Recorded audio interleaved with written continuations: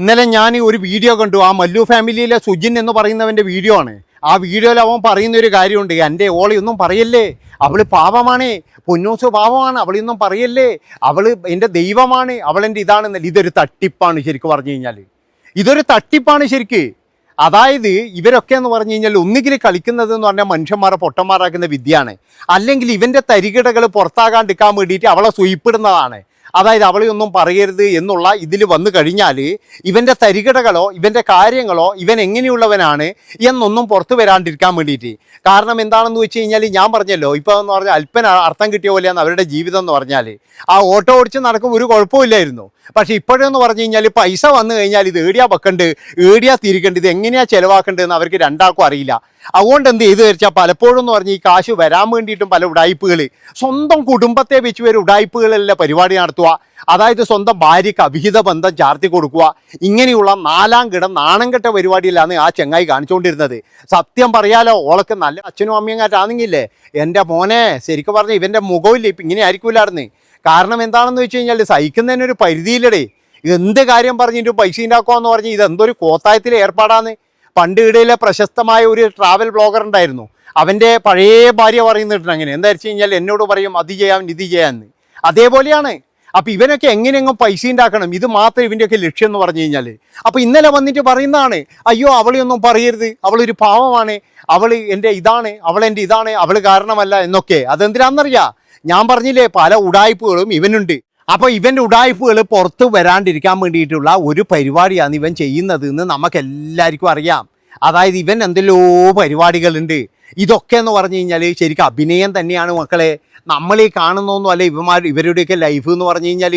നമ്മൾ കാണുമ്പോൾ ഞാൻ പറഞ്ഞല്ലോ, നമ്മൾ മലയാളികളാണ് ഇങ്ങനെ ഈ 10 മിനിറ്റ് കണ്ടിട്ട് അവൻ്റെ ജീവിതം മുഴുവൻ ഇങ്ങനെയാണെന്ന് നമ്മൾ ഒരിക്കലും കരുതരുത്. അപ്പോൾ ഇവനൊക്കെ എന്ന് പറഞ്ഞാൽ പൈസ വന്നപ്പോൾ ഇവൻ ഒരുപാട് കൂട്ടുകാരായി. അതുപോലെ തന്നെ എന്ന് പറഞ്ഞു കഴിഞ്ഞാൽ ഇനി മറ്റു പലരും ഉണ്ടാകും. അങ്ങനെയൊക്കെ ഉണ്ടായപ്പോഴും കുടുംബം ശ്രദ്ധിക്കാതെയായി, കുടുംബത്തിൽ പ്രശ്നമായി. ഇപ്പോൾ അവർ പറയുന്നൊരു കാര്യമുണ്ട്, ഒരു 3 വർഷം 2 വർഷം കഴിഞ്ഞായിട്ട് ഞങ്ങൾ പിരിഞ്ഞാണ് താമസിക്കുന്നതെന്ന്. എന്തൊക്കെ മാമാങ്കങ്ങളായിരുന്നു ഇവിടെ, എന്തൊക്കെ ഇതായിരുന്നു. അവരെ കണ്ടുപഠിക്കും ഇവരെ കണ്ടുപഠിക്കും എന്ന് പറഞ്ഞിട്ട് എന്തൊക്കെയാണ് ഇവർ ശരിക്കും പ്രേക്ഷകരെ വഞ്ചിക്കുകയല്ല ചെയ്തത്. അതായത് ഇവരെയൊക്കെ ഇഷ്ടപ്പെടുന്ന ആൾക്കാരാന്ന് പറഞ്ഞു കഴിഞ്ഞാൽ ഈ ചാട്ടവാറില്ല ഈ പിന്നെ എന്താ പറയുക, ഈ പിന്നെ പണ്ടൊരു വടീൻ്റെ പേര് പറഞ്ഞൊക്കെ ചൂരലൊന്നും അല്ല, അത് വേറൊരു വണ്ടിയാണ്. അതിനെ കൊണ്ട് വേണം ഈ പിന്നെ എന്താ അതിൻ്റെ കഷായം എടുത്തിട്ട് വേണം ഇവരെ കൊണ്ട് കുടിപ്പിക്കാൻ എന്നാണ്. അപ്പം അങ്ങനെ എനിക്ക് പറയാനുള്ളത് എന്താണെന്ന് വെച്ച് കഴിഞ്ഞാൽ, ഉടായ്പ് എന്ന് പറഞ്ഞു കഴിഞ്ഞാൽ ഇമാതിരി ഉടായ്പ്. അതായത് ഏറ്റവും കൂടുതൽ മലയാളി ഫാമിലി വ്ളോഗേഴ്സാണ് ഇത്രയും ഉടായ്പ നടത്തുന്നത്. എന്തൊക്കെ ഉടായ്പാന്നറിയാം. അവിഹിത ബന്ധങ്ങൾ, അതുപോലെ തന്നെ 2 കല്യാണങ്ങൾ, 2 ഭാര്യമാരല്ല. നിങ്ങൾ ആലോചിച്ച് നോക്കുക, ഈ 2 ഭാര്യമാരിൽ ഒരുത്തൻ എങ്ങനെ റെഡിയാവുക?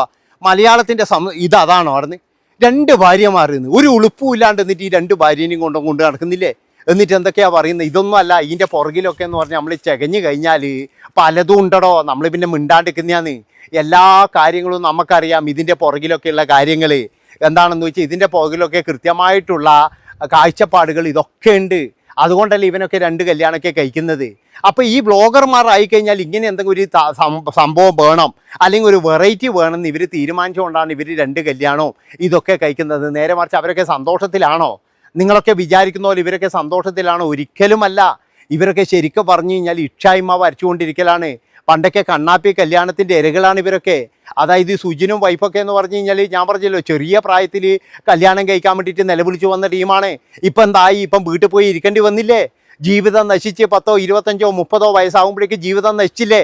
തന്തയും തള്ളിയും പറയുന്നത് പോലെ കേട്ടിട്ടുണ്ടെങ്കിലോ പൈസ ഉണ്ടാവും, പൈസ ചവറ് പോലെ ഉണ്ടാവും മക്കളെ. പൈസക്കൊന്നും ഒരു ക്ഷാമവും ഇല്ല. ഞാൻ പറഞ്ഞില്ലേ, വേറെ ഭർത്താവിനെയും കിട്ടും. പക്ഷേ 2 കുഞ്ഞുങ്ങൾ അനാഥരായില്ലേ? ആ കുഞ്ഞുങ്ങൾക്ക് ഇനി എന്ത് രക്ഷയുള്ളത്? ഇപ്പോൾ ഓൻ വേറെ കല്യാണം കഴിക്കും, ഓളും വേറെ കല്യാണം കഴിക്കും. ചിലപ്പോൾ ആ കുഞ്ഞുങ്ങൾക്ക് എന്താ ഉള്ളത്? നിങ്ങളൊന്ന് പറ. ആടെ അനാഥരായില്ലേ? അപ്പോൾ അന്നേ ഈ അച്ഛനും അമ്മയും പറയുന്നത് കേട്ടിട്ടുണ്ടെങ്കിലും. അതുകൊണ്ട് പാൽക്കുപ്പികളോട് എനിക്ക് പറയാനുള്ളത്, വല്ലവൻ്റെ റീലും കണ്ട് ഓൻ്റെ വണ്ടിയും കണ്ട് അതുപോലെ തന്നെ ഓൻ ഏതെങ്കിലും വീടിൻ്റെ മുമ്പിലിരുന്ന് സെൽഫി എടുക്കുമ്പോഴേക്ക് ഓൻ്റെ വീടാണെന്ന് വിചാരിച്ചിട്ട് പോയിട്ടുണ്ടെങ്കിൽ പണി പാലും വെള്ളത്ത് കിട്ടുന്നേ എനിക്ക് പറയാനുള്ളൂ. അതായത് വലിയ വീട് കാണിച്ചിട്ട് ചിലപ്പോൾ ഇങ്ങനെ ആയിരിക്കും, അതുപോലെ BMW കാർ കാണിച്ചിട്ട് ചിലപ്പോൾ സെൽഫി എടുക്കും. ഇതൊക്കെ എടുക്കുമ്പോൾ ഒരു പക്ഷേ എന്ന് പറഞ്ഞ് നിങ്ങളെ ഇത് ചെയ്യാൻ വേണ്ടിയിട്ടായിരിക്കും. ഇതെൻ്റെ വീടാണ്, ഇതല്ല എൻ്റെ കാറാണെന്നൊക്കെയാണ് പറയുക. അതുപോലെ ഇൻസ്റ്റഗ്രാമിൽ ആ ഫോട്ടോത്തിൽ മാത്രമായിരിക്കും. അവനൊക്കെ എന്ന് പറഞ്ഞു കഴിഞ്ഞാൽ ഒരു ഗതിയും പരഗതി ഇല്ലാത്തവനായിരിക്കും ചിലപ്പോൾ. അതുകൊണ്ട് ഇങ്ങനെയുള്ള കണ്ണാപ്പികളെ കല്യാണം കഴിച്ചു കഴിഞ്ഞാൽ നിങ്ങളിതാ 2 പിള്ളേരെയും കൊണ്ട് പിന്നെ 30-ാം വയസ്സിൽ ഇപ്പം നിങ്ങൾക്ക് കാര്യം കാണുന്നില്ലേ, 2 പേരെയും എടുത്തിട്ട് ഇങ്ങനെ വീട്ടിൽ നിൽക്കേണ്ട ഗതികേട് വന്നില്ലേ. അതന്നെയാന്ന് പറയുന്നത്, ഈ കണ്ണാപ്പി കല്യാണം എന്ന് പറയുന്നത് ശാശ്വതമല്ല. അതുകൊണ്ട് എന്തെങ്കിലും ഈ റീലോ അല്ലെങ്കിൽ ഇതോ ഈ പിന്നെന്താ പറയേണ്ടത് 2 റീലിട്ടിട്ട് പാട്ട് പാടുന്ന പോലെയല്ല ജീവിതം. ജീവിതം എന്ന് പറഞ്ഞു കഴിഞ്ഞാൽ ഒരുപാട് അങ്ങ് നീണ്ടു നേർന്ന് കിടക്കുകയാണ്.